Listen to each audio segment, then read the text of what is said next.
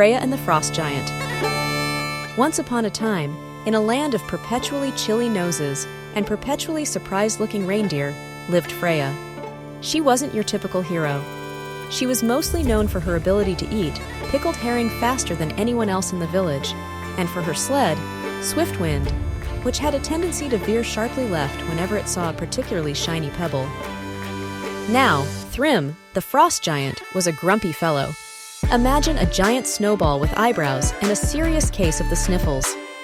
He was famous for his magical mittens, knitted by his grandma, who, by the way, was rumored to knit with spiderwebs in moonlight while drinking cloudberry juice.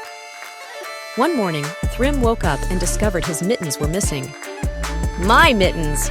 he wailed, sounding like a walrus with a sore throat. "Without them, I'll freeze my giant frosty fingers." He stomped his feet, which sent a flock of startled puffins tumbling down a nearby cliff. Freya, mid-herring eating contest, overheard the commotion. "Missing mittens?" she mumbled, wiping pickle juice from her chin. "Sounds like a job for someone who's really good at finding things that are lost."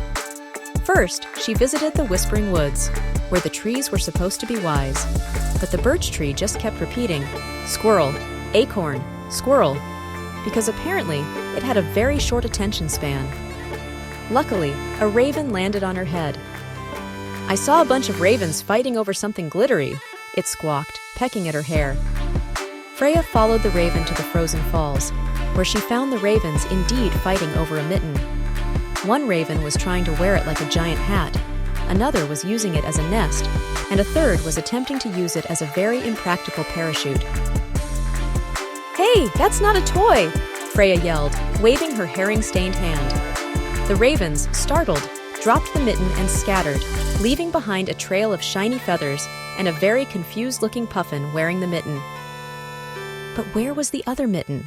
A very wise raven with a monocle said, "The Nisse have it! They're using it as a bouncy castle!" Freya slid down to the hidden hollow, where she found the Nisse bouncing on the mitten, giggling like tiny sugar-fueled imps. They were also using it as a giant hammock and a makeshift boat in a puddle of melted snow.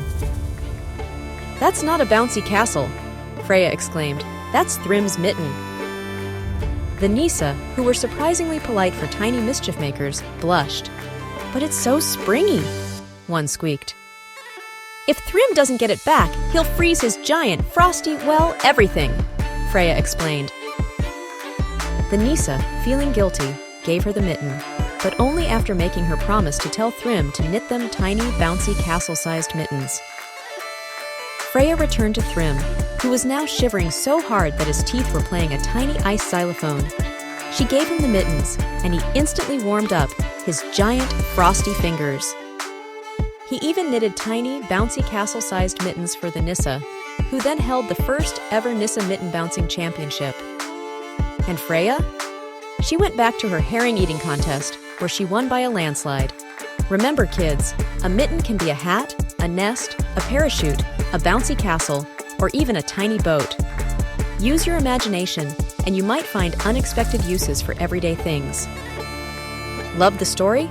Give us a thumbs up and subscribe for more adventures.